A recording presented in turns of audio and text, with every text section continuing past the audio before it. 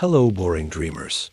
Today we are traveling not back to the ancient riverbanks, but forward 1,000 years, deep into the heart of the High Middle Ages in Europe, around the 13th century. We are going to experience, step by step, how medieval people cleaned themselves very slowly. Forget the romantic, shining knights and the elegant, courtly ladies. You are about to wake up as a typical, middling status person, maybe a successful merchant or a skilled artisan, in a small, timber-framed house in a crowded, slightly damp city like London or Paris.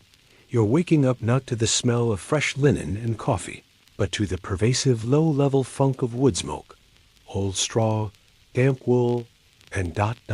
you. You've been sleeping in a large, heavy wooden bed, shared with your spouse, and perhaps one or two small children. The mattress is a sack stuffed with straw or old rags, and it's likely bumpy, slightly itchy, and definitely harboring a few unwelcome guests. The light filtering in through the small, oiled parchment window is pale, indicating dawn, but the air is already close. Your first conscious action is not reaching for a toothbrush or heading to a sparkling porcelain sink. It is what we call the morning scrape. You roll out of bed and immediately begin to attend to your clothes and your person with a surprising lack of water. Your outer garment, the heavy woolen tunic or gown you've been wearing most of the week, needs immediate attention. You don't wash it often. That's a massive multi-day undertaking, which we will get to later, so you have to clean it dry.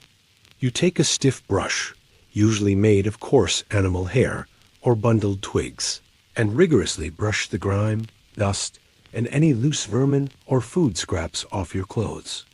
This is your dry cleaning ritual. You retrying to remove the outer layer of visible dirt and grit before it works its way permanently into the fibers. The rhythmic swish, swish, swish of the brushing is probably the first sound of your day. You realize very quickly that your clothes aren't truly clean. They are simply less visibly dirty. Next, you attend to yourself. Your skin, you notice, feels heavy and gritty, especially your face and hands. You are covered in a fine layer of dust, mixed with dried sweat and the residual grease from last night's meal. You use a clean piece of linen cloth, perhaps the one you wore as a undergarment yesterday, and simply rub your skin vigorously. This dry friction or dry bath is the most common form of daily cleaning, removing dead skin cells and superficial grime. You probably won't survive the next epidemic, I'm afraid, because that dry cloth doesn't do much against the real enemy, unseen germs. So before you get comfortable, take a moment to like the video and subscribe, but only if you genuinely enjoy what I do here. Let me know where you're listening from, post your location and your local time in the comments. Now, dim the lights, maybe turn on a fan for that soft background hum, and let's ease into tonight's journey together. Your morning routine is underpinned by a very specific and surprising piece of accepted wisdom. The mainstream historical fact to remember is that throughout much of the Middle Ages, particularly after the decline of Roman influence, many people feared that hot water and prolonged soaking in baths actually opened the pores, allowing bad airs and disease-causing vapors to enter the body. Therefore, the common belief was that dry friction and minimal water were safer than a deep cleanse. You are literally scrubbing yourself to keep your pores closed. As you finish your vigorous dry rub, you check your hair. A quick, practiced scratch reveals the unpleasant truth. Your scalp is still home to a flourishing population. You sigh. The battle against lice is constant and unavoidable in this era of communal living and infrequent clothes washing. You look out the small window at the narrow, muddy street, now beginning to bustle with the sounds of cartwheels and shouted greetings. A traveling vendor is already calling out his wares, perhaps fresh bread or milk.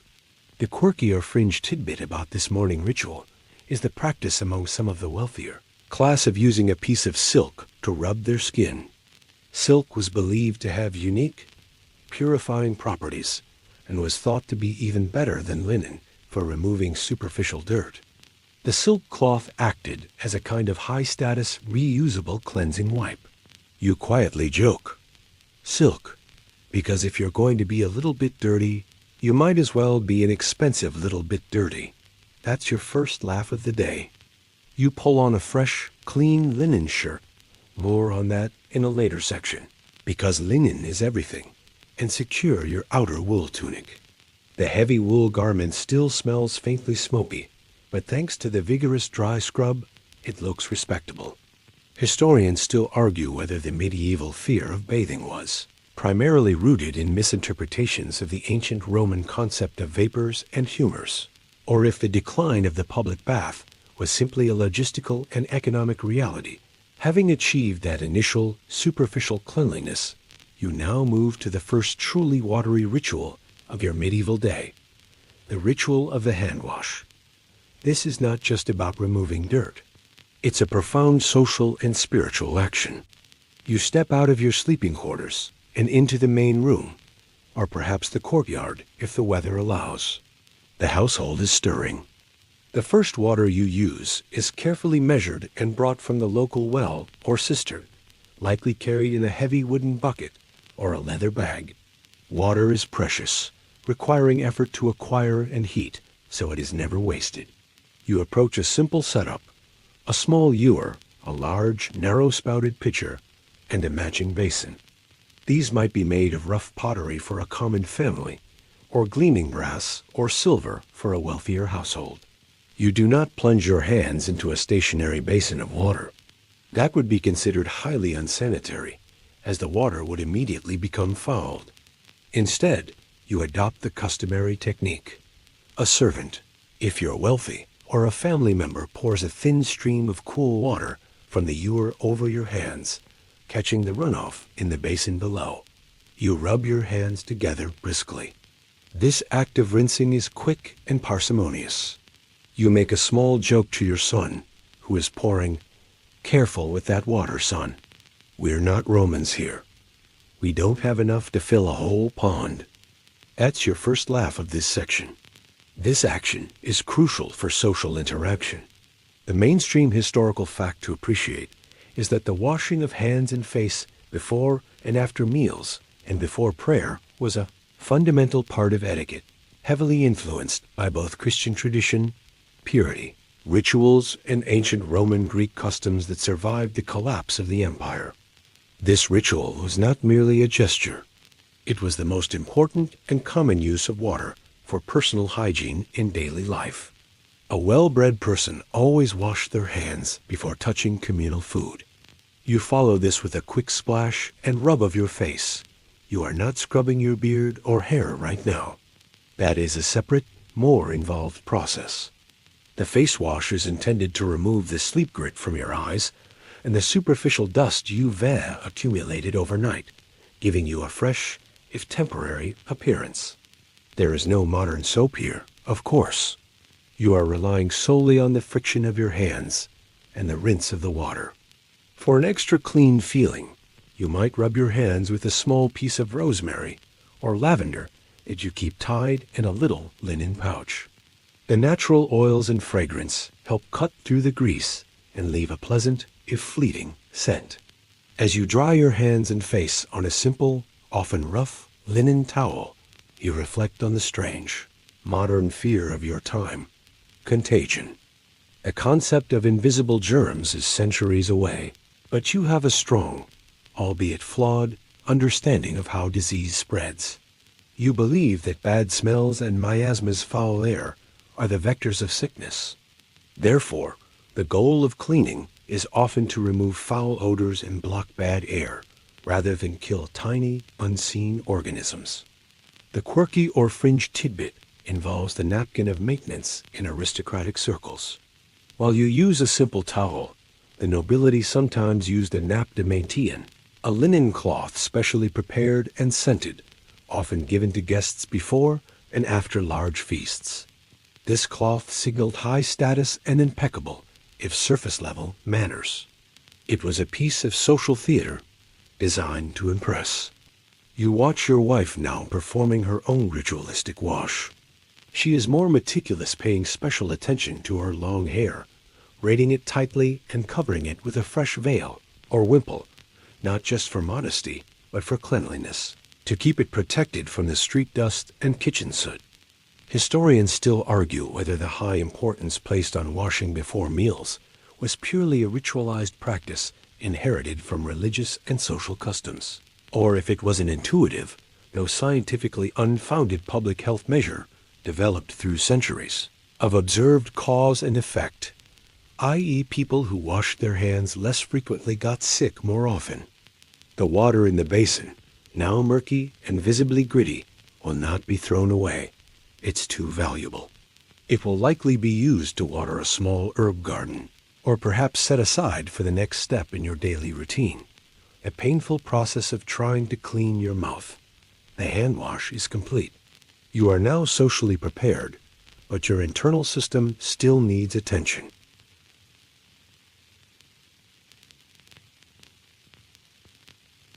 Now that your hands and face have passed the social test, you turn to the internal source of potential social disaster, your oral hygiene. Medieval breath was, frankly, an assault weapon, but people did try to mitigate the worst of it using simple, often abrasive, and sometimes surprisingly effective techniques. You head to the small shelf where your personal care items are kept. Forget minty paste and nylon brushes. Your tools are primitive.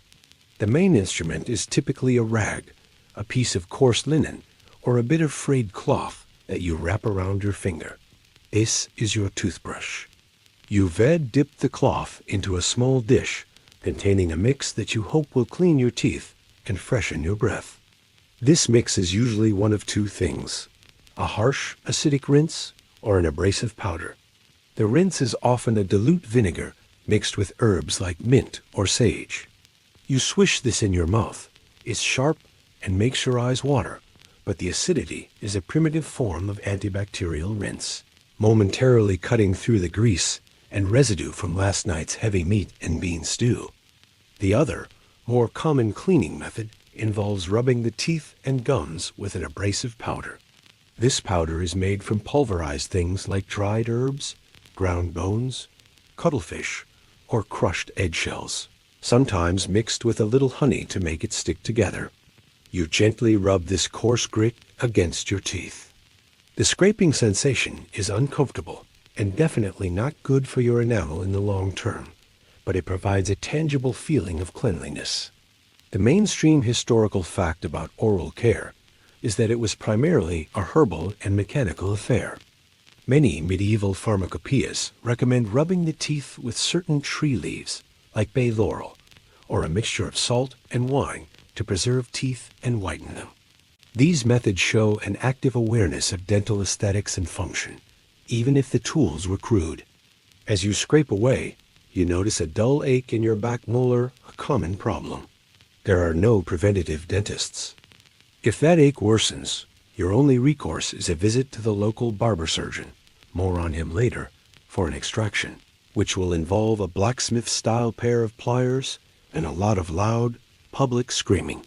You quickly joke to yourself, if only they knew that chewing on a clean twig was actually better than this eggshell cement, I wouldn't have to face the surgeon. But then, I suppose the pain helps me focus on my prayers. To truly combat the funk, you rely on breath-freshening herbs. You chew on fennel seeds, parsley, or a bit of dried clove after the morning ritual. This is your medieval chewing gum, an immediate, if temporary, aromatic cover-up. You try to pass a polite compliment to your wife, but you can smell the strong scent of the cooked onions from her morning porridge on her breath, and she can smell the lingering vinegar on yours. It's a mutual truce of odors. The quirky or fringe tidbit relates to the rather extreme practice of using dog's milk as a mouthwash, which was recommended by some physicians for its purported whitening and cleansing properties. The idea was that the milk would counteract the acridity of other cleaning agents. You're thankful you're not wealthy enough to afford a dog dedicated solely to your oral hygiene. Or maybe you're just thankful you don't have to taste it. You spit out the abrasive residue into the chamber pot, or directly onto the courtyard drain, which flows into the nearest open ditch. You rinse your mouth with a final swig of water and swallow, hoping the vinegar kills any remaining bad air. You're aware that the cleanliness of the mouth is considered important, not just for social standing, but for the overall balance of your body's health.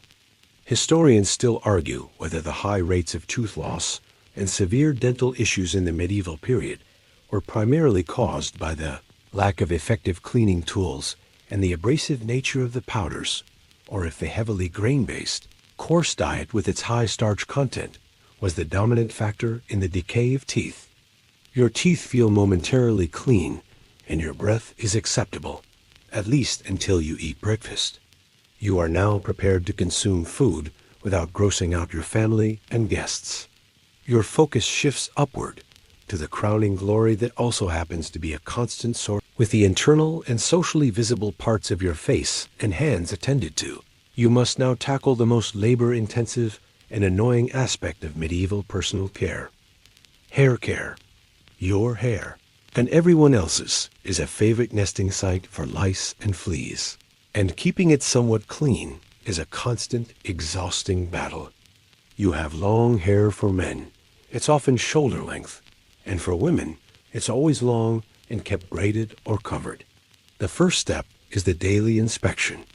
You, or a family member, will meticulously go through your hair with a fine-toothed comb, usually made of boxwood or bone.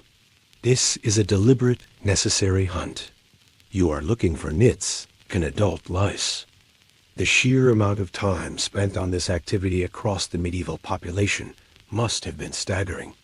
The mainstream historical fact about hair care is that despite the constant presence of vermin, bathing and washing the hair was surprisingly common in the early Middle Ages, but its frequency declined in the later periods, especially after the Black Death, due to the prevailing fear of opening the pores, as we discussed in Section 1.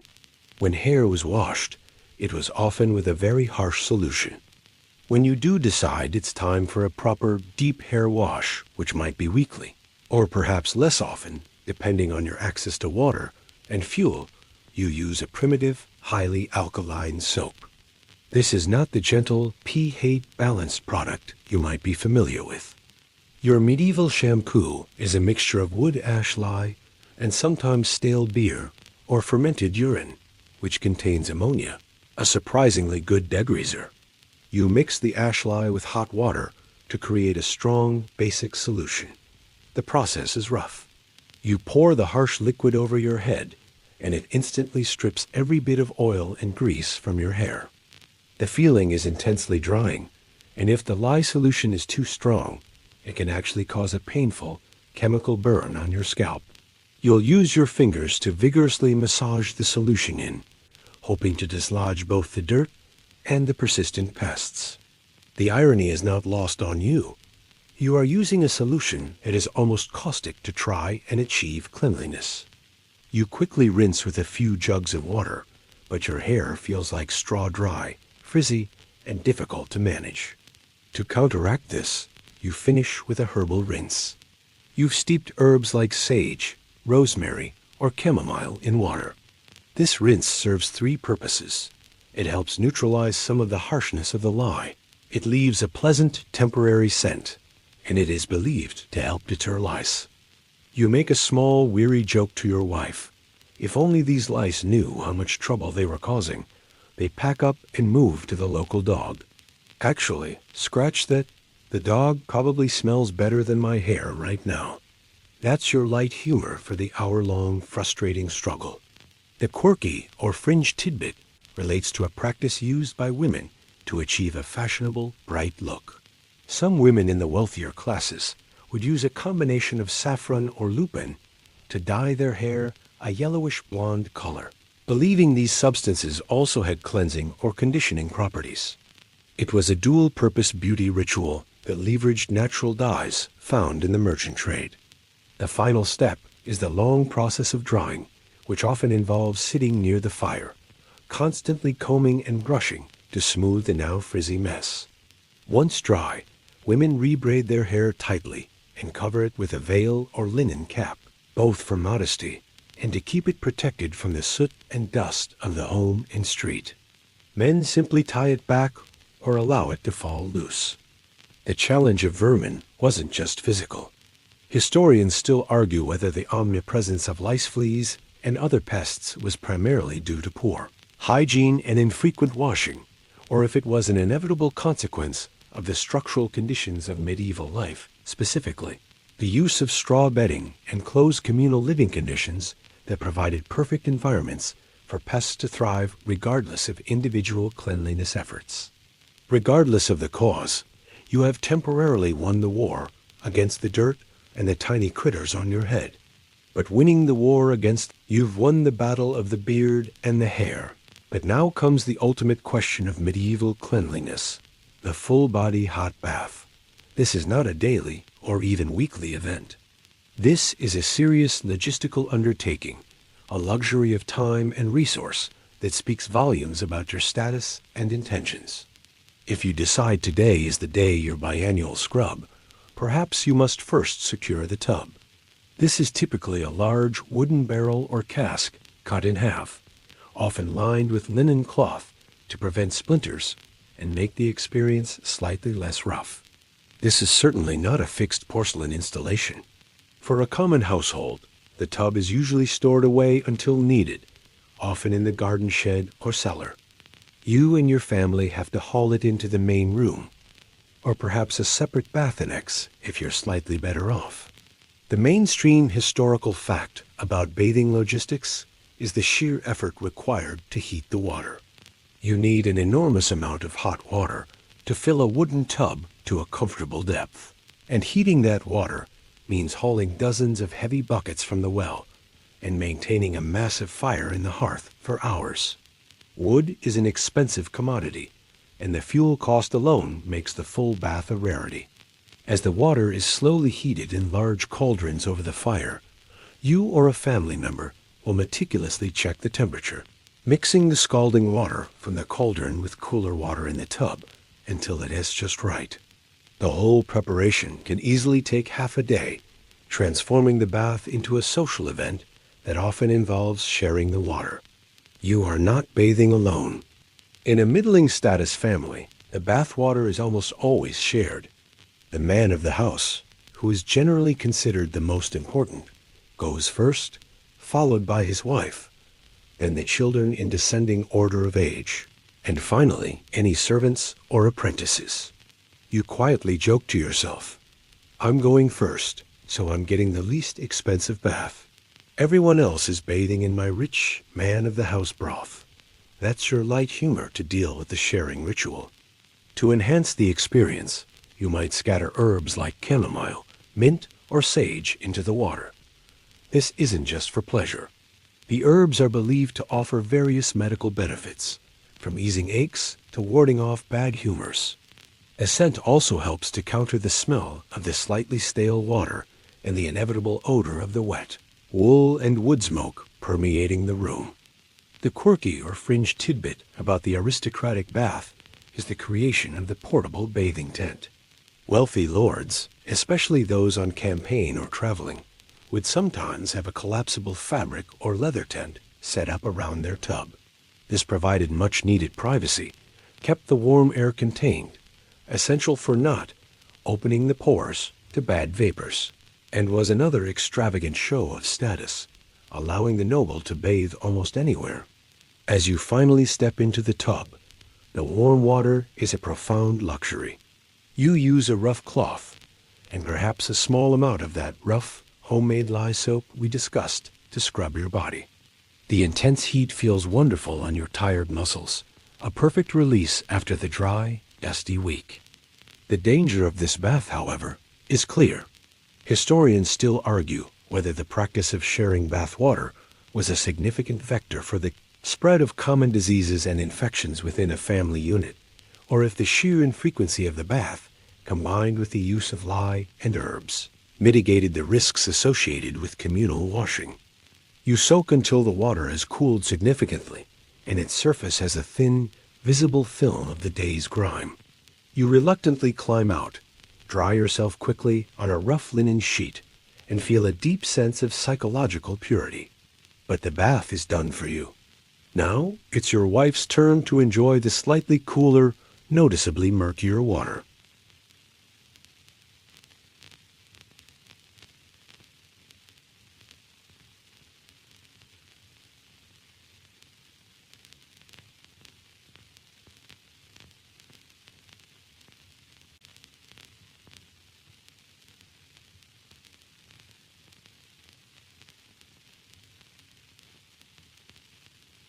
You've experienced the rare, luxurious private bath, but for most city dwellers, the full body wash happened outside the home.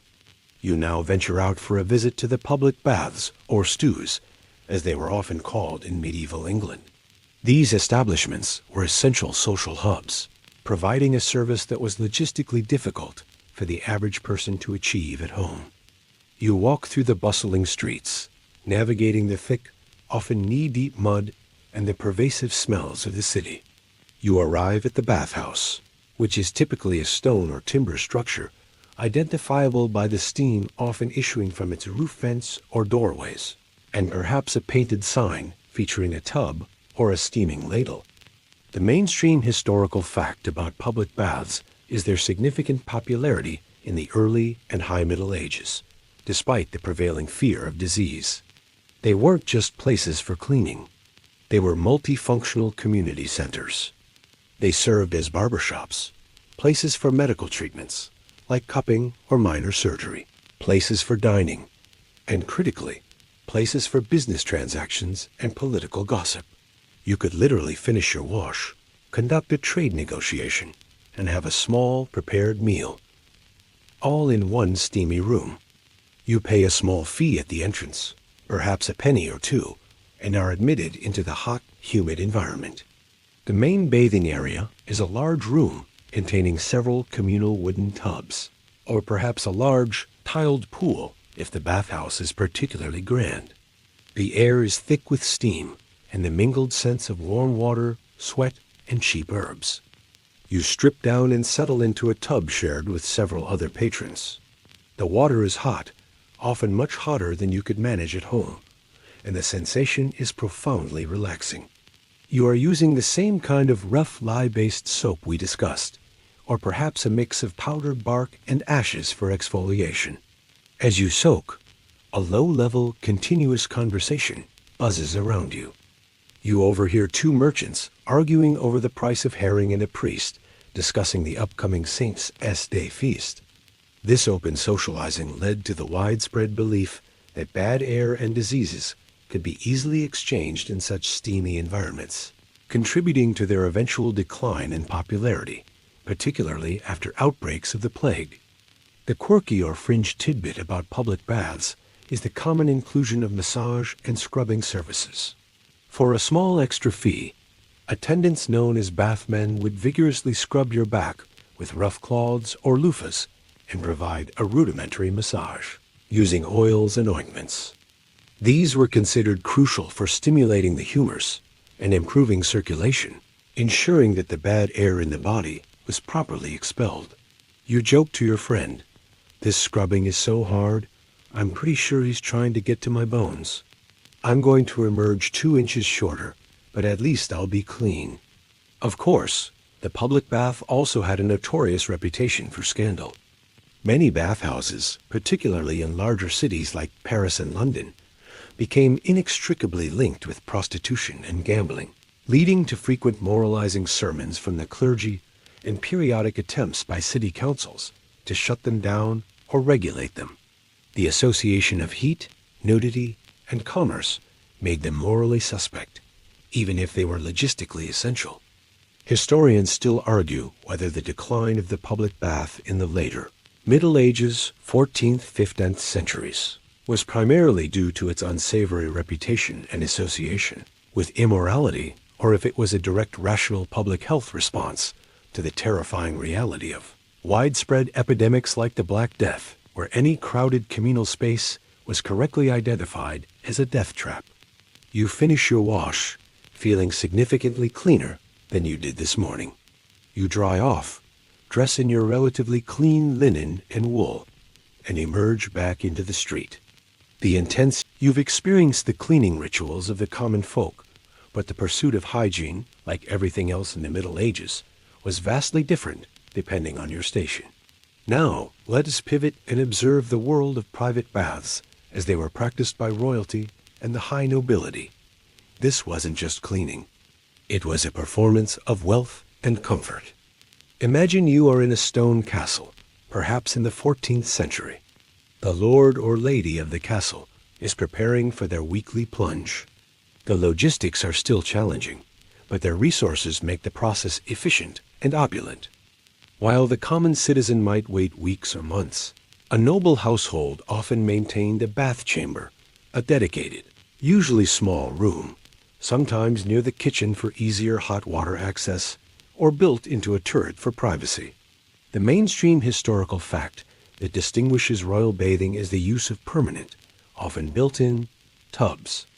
These were either large wooden vats lined with lead, expensive and potentially toxic, but durable, or even stone basins tiled with ceramic. These permanent fixtures removed the half-day labor of hauling and assembling the portable tub used by a merchant. As discussed earlier, the noble's bath was truly a sensorial experience. While the water was heating, servants would prepare the bath with extreme care. They would not only use sweet-smelling herbs like rosemary and sage, but also costly, imported ingredients like musk, rosewater, and almond oils. The water would often be lined with a clean linen sheet to prevent splinters and make the soaking more pleasant. You could literally be sitting in what amounts to a giant, warm potpourri. This weekly indulgence was seen as both a physical necessity and a political statement. A clean, fragrant noble was proof of their divine favor and earthly power. You quietly joke to yourself, the only difference between the High Lord's bath and a low-status soup pot is about 3 pounds of rose petals and the occasional small boat. That's your light humor for the royal spectacle. During the bath, the noble wouldn't just sit. They would be attended to. Servants would pour water, offer drinks, often wine, and even read aloud from romantic tales or biblical scripture. It was a time of total relaxation and rejuvenation, far removed from the hurried, murky communal tub of the public bathhouse. The quirky or fringe tidbit involves the concept of pomander balls. Since the noble would inevitably leave the bath and put on clothing that, while beautiful, wasn't washed frequently, they often carried or wore small pomander balls, decorative, pierced containers made of gold or silver, filled with sweet-smelling substances like ambergris, cloves, or civet. These were an immediate, portable defense against the foul odors of the medieval streets and their own non-washable outer garments. The post-bath ritual was equally important. After being carefully dried with large soft linen towels, the noble would be anointed with expensive perfumed oils, not the coarse sesame oil of ancient times, but fine mixtures designed to keep the skin supple and, more importantly, to keep those protective pores closed against the dreaded bad air. Historians still argue whether the high frequency of bathing among the upper nobility, often weekly or even more often, as opposed to monthly for the common person, suggests that the fear of opening the pores was more of a middle-class anxiety, a way to justify infrequent bathing due to expense, or if the nobility simply believed their superior herbal oils and clean water offered magical protection against the dangers of hot water. For you, observing this from the perspective of a common citizen, the royal bath is an image of pure, unimaginable luxury. It reminds you that in the Middle Ages, cleanliness wasn't just a matter of scrubbing. It was a clear sign of the economic hierarchy. You step away from the opulence of the royal bath chamber. You've witnessed the luxury of the noble bath. But for you, the middle-class citizen, cleanliness comes from the most basic, self-made ingredients. You must master the rough art of soap making, a crucial chore that turns waste materials into the only effective degreasing agent you possess. This is a dirty, messy, and potentially dangerous process that takes place maybe once or twice a year, yielding enough product to last your household for months. The two primary ingredients are easily acquired byproducts of your life animal fat, tallow or lard, typically rendered waste fat from cooking or butchering, and lye, the caustic solution derived from wood ashes. The mainstream historical fact about medieval soap is that it was primarily a crude form of potash soapsoft, brownish and alkaline, made through the process of saponification. The best soap, which was harder and whiter, and often used by wealthier classes, was made with imported olive oil and soda ash, but your local batch uses local animal fat and wood ash. The process is simple, but requires patience and care.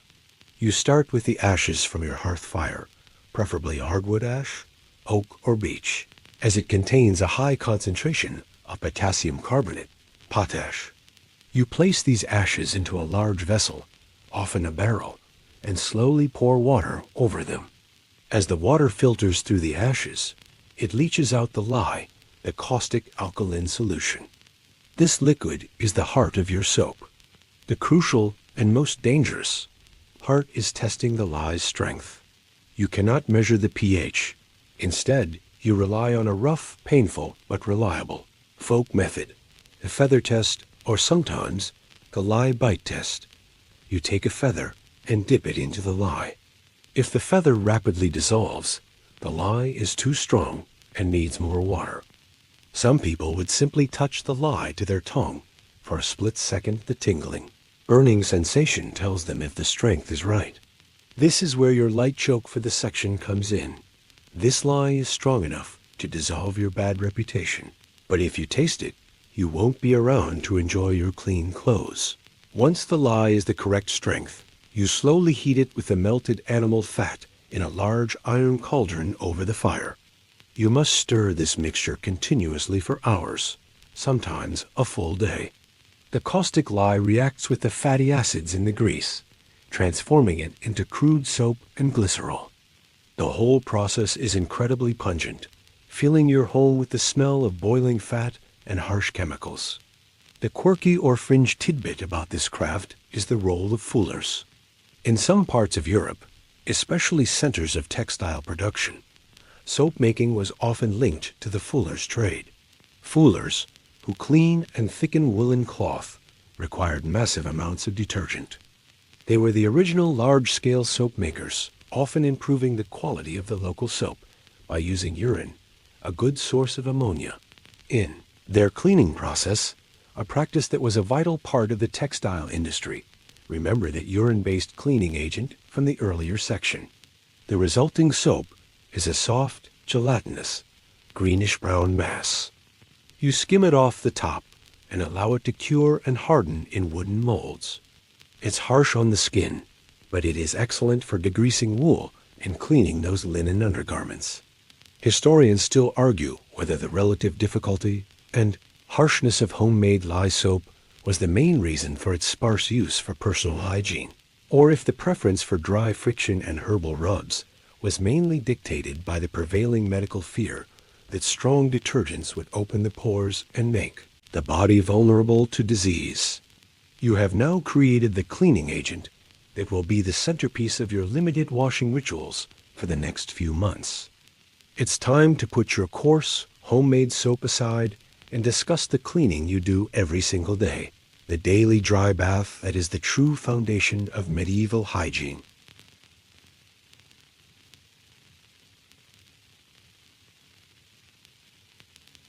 You've learned that a full bath is a massive, time-consuming project, and that homemade soap is rough and rare.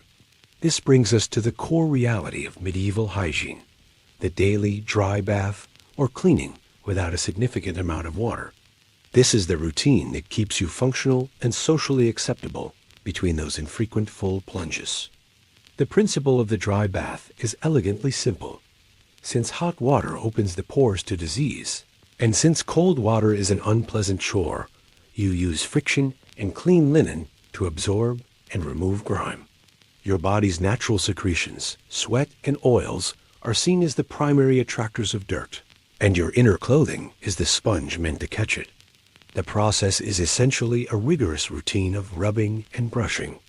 You use a clean, dry linen cloth, or a piece of coarse sackcloth if you're poor, and vigorously Rub down every accessible part of your body.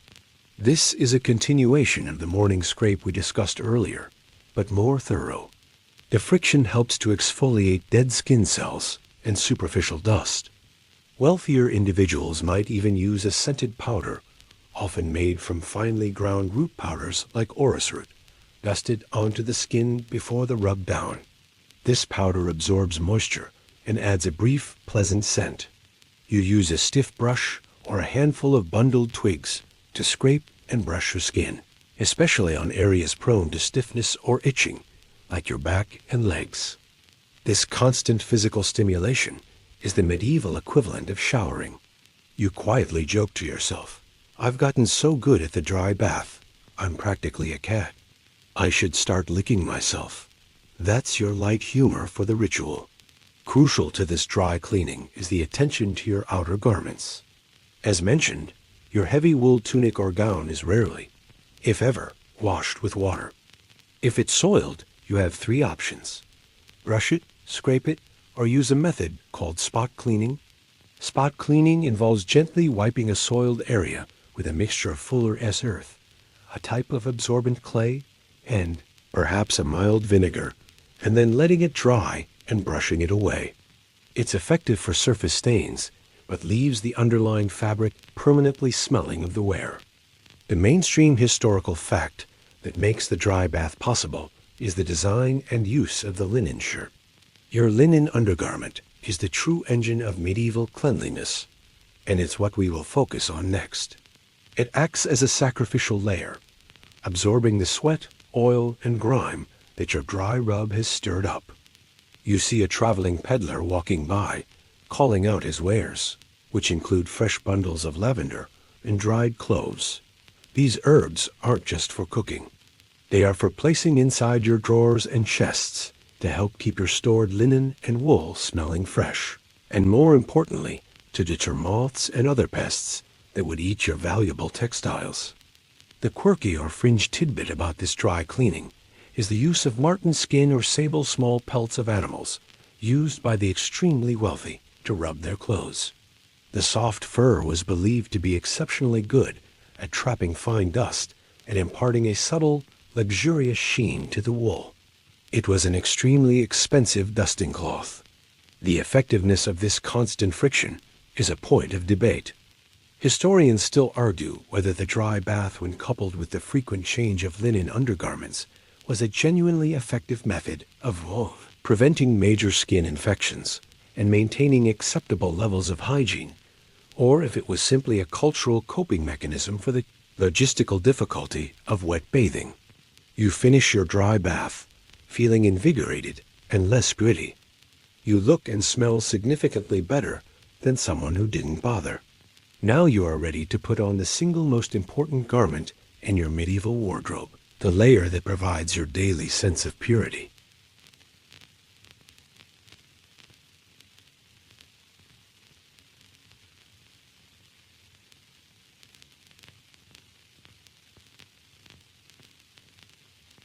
The effectiveness of your dry bath hinges entirely on the single most crucial garment in your wardrobe, the linen shirt. This isn't just clothing. It is the disposable sacrificial layer that stands between your dirty, sweating body and your heavy, expensive, and virtually unwashable outer clothes. You are now pulling on a fresh, meticulously laundered linen tunic or chemise. For both men and women, this inner layer, usually made of bleached or natural colored linen, flax, or, if you're quite poor, sometimes hemp, is the engine of medieval cleanliness. The mainstream historical fact that elevates the status of this garment is its function as a sponge and filter. Wool, which makes up your outer garment, like your heavy doublet or cloak, is difficult to clean, costly, and holds on to odors and dirt tenaciously. Linen, on the other hand, is smooth-fibered, making it less receptive to dirt and much easier to wash, a process we will explore later. It excels at wicking moisture away from the skin. Your fresh linen shirt is absorbing the sweat and body oils, trapping the superficial grime that your morning dry rub scraped off. When you change this shirt, which might be daily if you're wealthy, or every few days if you're a middling artisan like yourself, you are literally taking away the majority of your body's accumulated filth. You quietly joke to yourself, "My linen shirt is the real knight here. It sacrifices itself daily, so the rest of me doesn't smell like a swamp creature." That's your light humor for the sheer importance of this textile. Because the linen shirt absorbs all the filth, it protects your outer clothing, which is essential. Your outer wool garment might represent months of a weaver's and tailor's labor, and you cannot afford to have it ruined by daily dirt. It is the linen shirt that makes your heavy outer garments last for years without a full, damaging wash. The quirky or fringe tidbit involves the practice of sachet sewing. Wealthy people, and especially women, would sew small sachets filled with sweet-smelling herbs, dried flowers, and aromatic spices like orachute or cloves into the seams or the armpits of their outer wool garments. This wasn't just to smell nice.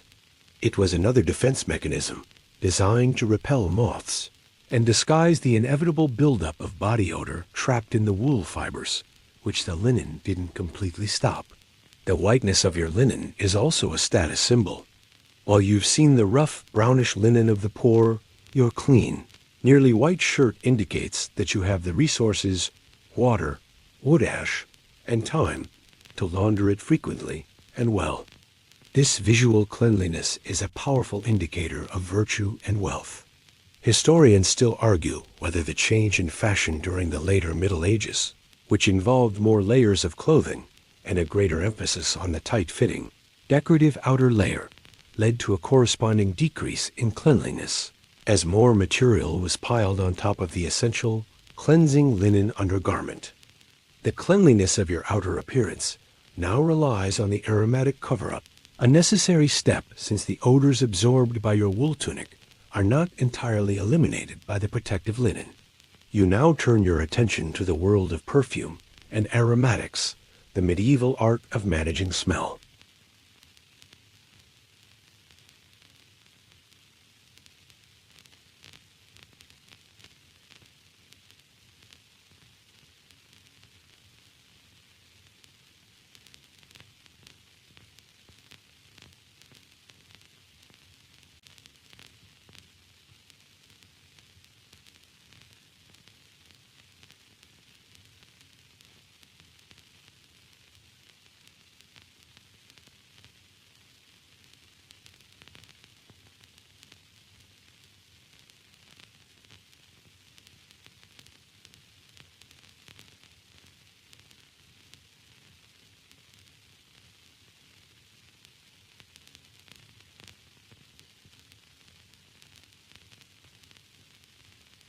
With your crucial linen layer in place, you now confront the greatest sensory challenge of the Middle Ages, the omnipresent smell.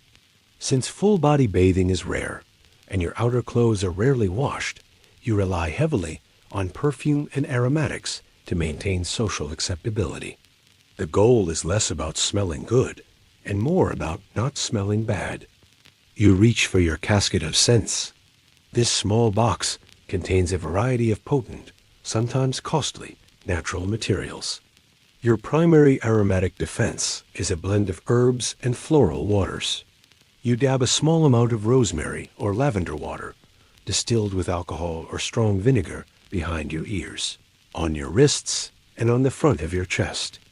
These familiar, sharp scents are highly prized for their ability to temporarily cut through the general funk of the streets and the home.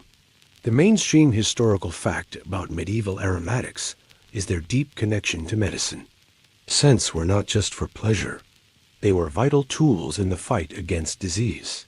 Because people believed bad odors, miasmas, caused sickness, sweet and pungent smells were seen as protective.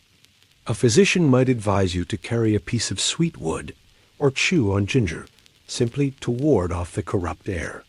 The wealthy elite, of course, took this to an extreme. They used highly exotic, imported materials that were unimaginably expensive. You quietly joke, "The High Lord smells like a musk deer's fever dream. I just smell vaguely of a well-behaved kitchen." That's your light humor for the comparison.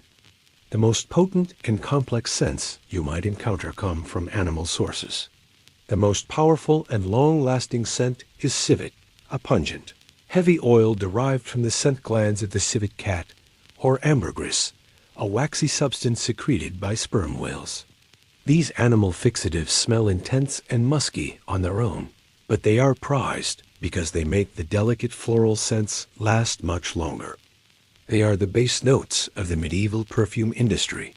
You carry a small linen pouch of sweet herbs, a kind of personal air freshener, tucked into your sleeve or belt. As you walk through the crowded street, past the open sewage ditch, you might instinctively raise this pouch to your nose for a moment of aromatic reprieve. The quirky or fringe tidbit about this practice is the creation and use of perfumed leather. Wealthy individuals, particularly in Italy and France, would have their gloves, belts, and small purses steeped in highly concentrated floral oils. This was a form of long-lasting, wearable perfume, turning a functional object into a continuous source of fragrant defense against the miasma. This reliance on masking odors raises an interesting question about the perception of cleanliness. Historians still argue whether the heavy use of pungent perfumes meant that people were genuinely dirtier than in earlier eras, or if they were simply more concerned with the sensory appearance of cleanliness for social and perceived medical reasons, effectively prioritizing fragrance over scrubbing. Your final protective layer is now complete. You smell of linen, dry-brushed wool, and a generous application of rosemary water. You are ready to face the world, but your journey into medieval hygiene is far from over. You now turn your attention to the most unpleasant, but essential, part of any civilized society: dealing with waste.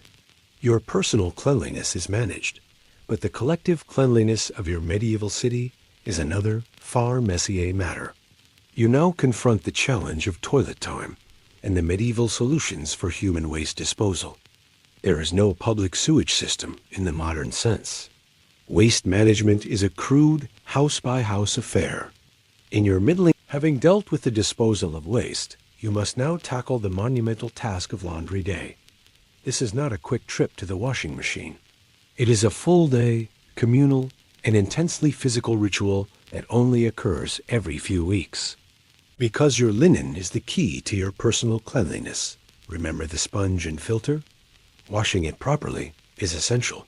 You gather all the soiled linen chemises, inner shirts, bed sheets, and table linens. Your outer wool clothes, remember, are only spot cleaned. The cleaning process begins with the most important ingredient: lye. The mainstream historical fact about medieval laundering is the use of ash lye as the primary detergent.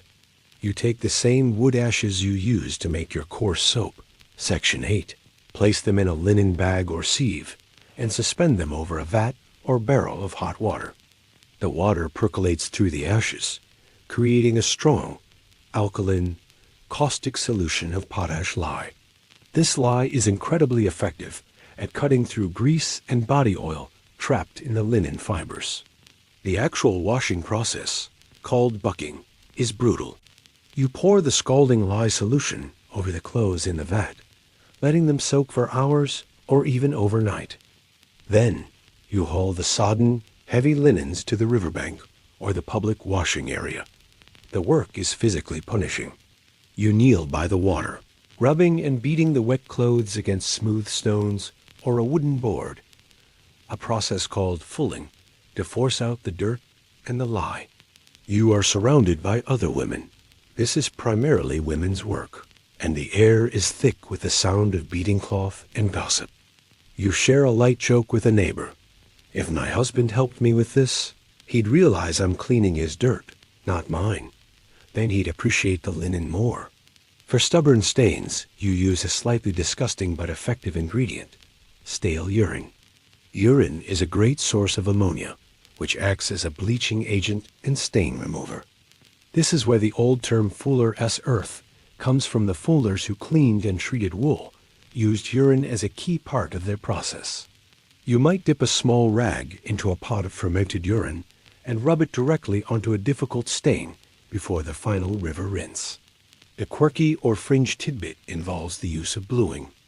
To make the white linens appear even whiter, and to counteract the yellowish tinge that constant washing could cause, some laundry workers would add small amounts of indigo or another blue dye to the final rinse water. This subtle blue tint made the white look brighter and was another quiet status marker. Historians still argue whether the practice of washing laundry in the same rivers and streams that were used for drinking water contributed significantly to the spread of waterborne diseases, or if the high alkalinity of the lye used in the wash actually sterilized the water sufficiently to mitigate some of the risk before it flowed further downstream. The final stage is drying. The clothes are spread out on clean grass or hung on lines to dry, bleaching naturally in the sun. You return home with a massive bundle of fresh, brittle, lye-scented linen, ready to resume its role as your body's protective barrier. You are physically exhausted, but the feeling of having a fresh stack of clean linen is a deep, profound satisfaction. But cleanliness is never permanent. You must now deal with the constant unseen threats that wait for you in your bed and in your clothing. You have clean linen, but no medieval person is truly clean until they've acknowledged and addressed the constant microscopic threats.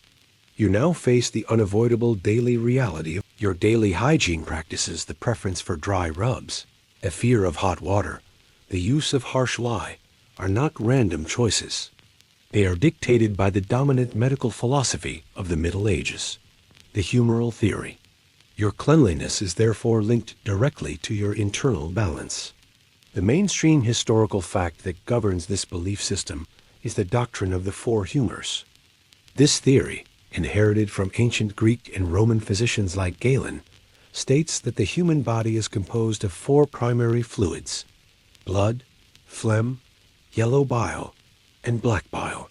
Health is achieved when these humors are perfectly balanced. Disease is an imbalance. Too much of one humor, too little of another. Your cleaning rituals are designed to support this balance.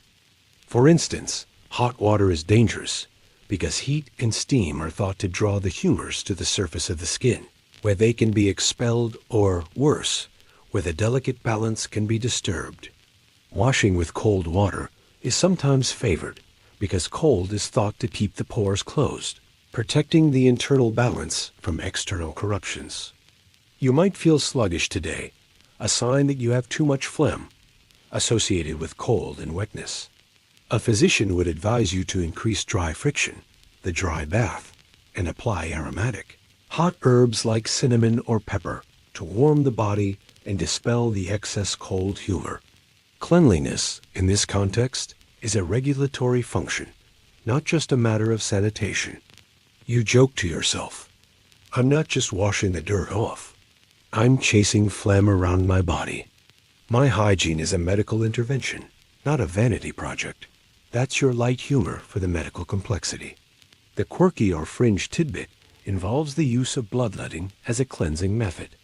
Since disease was viewed as an excess of a humor, often too much blood, periodic bloodletting, performed by the barber surgeon, who we'll meet soon, was viewed as a form of extreme internal purification.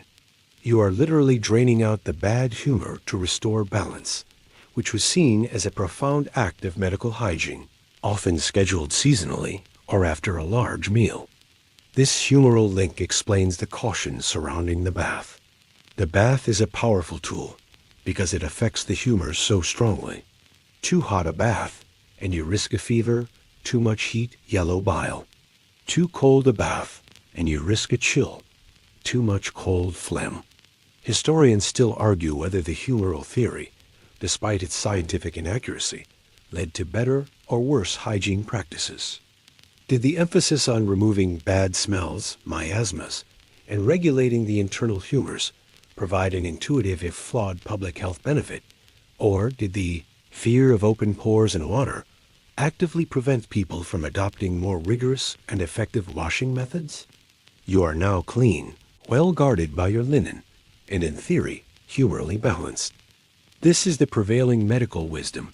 But you must now hear the specifics of what the doctor himself has to say about the dangers of excessive bathing. The prevailing medical beliefs about humors naturally lead to a very cautious approach to hygiene. You now step into the consulting room of the local physician to hear his wisdom. The doctor's advice on bathing is fundamentally about minimizing risk and maintaining internal equilibrium. The physician, a learned man often educated at Salerno or Paris, will not tell you to bathe often. In fact, he will likely caution you against it, especially hot bathing. The mainstream historical fact defining this caution is the fear of opening the pores. The doctor explains that hot water relaxes the skin and opens the pores, creating entry points for corrupt air and pests. You've explored the costly hot bath and the cautious medical advice against it. Now, you consider the most simple, accessible, and often the coldest option for total body cleanliness: the poor man's bath in natural waterways. For the vast majority of rural laborers, peasants, or poor city dwellers who could not afford the half-day's worth of wood required to heat bath water, the local river, stream, or pond was the only option for a full wet clean. The mainstream historical fact here is the frequent use of rivers for bathing, especially during the summer months. Despite the risk of cold and the lack of privacy, a summer dip was a common and accepted practice. It was a utilitarian clean, often performed fully clothed, to wash both the person and the garment simultaneously, or in a very secluded spot for modesty. This cold plunge is profoundly different from the luxurious public bath. The shock of the cold water is intense, but the feeling of being truly immersed and clean is a powerful psychological reward after weeks of dry rubbing and dusty labor. You stand on the muddy bank of a local stream. The water is cold and runs quickly. You strip down to your linen and quickly submerge yourself, using handfuls of sand or mud, surprisingly effective mild abrasives, to scrub your skin and work out the grime from your linen. The clean linen, as you remember from the laundry section, is the most crucial part of your hygiene. You joke to yourself, shivering, "I'm not sure which is worse, the cold of the water or the fear of what's swimming in it, but at least my pores are definitely closed." That's your light humor for the cold, abrupt cleansing. The quirky or fringe tidbit is the common sight of fishermen and millers who, due to the nature of their work, often had the best personal hygiene. Fishermen were constantly wet and handled fresh water, and millers, while covered in flour dust, often washed frequently to avoid the irritation of the fine flour. Their professions mandated a higher level of contact with water than most others. While the natural bath provides a thorough rinse, the water quality is highly suspect, especially if you are near a town where open ditches and guardrails empty into the waterways. This inherent contradiction is the greatest danger. Historians still argue whether the seasonal river bath provided a necessary public health function by regularly reducing the buildup of parasites and filth, or if the contaminated nature of many waterways made the practice a significant vector for diseases like dysentery and typhoid fever. You emerge from the water, shivering and invigorated. You quickly dry yourself, dress in your now wet but clean linen, and hurry back toward the warmth of your hearth. You are washed, but your cleanliness ritual is not quite finished. You must attend to the part of your body that has spent the entire day in the muck and mire, your feet. You are almost ready for rest, but after a day of walking the muddy, waste-strewn streets of the medieval city, your feet demand immediate and focused attention. You begin the essential ritual of foot care. Your feet are encased all day in thick leather boots or clogs, sabots. These protect you from the muck, but they also trap moisture, heat, and grime. When you finally peel off your footwear, the smell is intense, and your feet are caked in layers of dried mud, sweat, and whatever unpleasantness you stepped in throughout the day. The mainstream historical fact about medieval foot hygiene is the sheer necessity of the evening foot rinse. This was often a mandatory domestic ritual, particularly before the evening meal or before entering a noble's home, as it was considered rude and unhealthy to bring the filth of the street inside. Your last stop before bed is a public space dedicated to professional cleanliness and minor medical care, the barber and surgeon's shop. In the Middle Ages, these two roles were often combined, offering a range of services from a simple trim to complex medical procedures. You step into the shop. It smells strongly of old leather, vinegar, herbs, and something metallic, the faint, lingering smell of blood. The barber surgeon is identifiable by his apron and perhaps a white bandage tied around his arm. The mainstream historical fact that connects these professions is the barber surgeon's role as the primary medical practitioner for the common person. The highly educated physician, as seen in section 16, only dealt with internal ailments and humors, diagnosing the problem. It was the barber surgeon who performed the practical surgical tasks: haircuts, shaving, dental extractions, and most famously, bloodletting.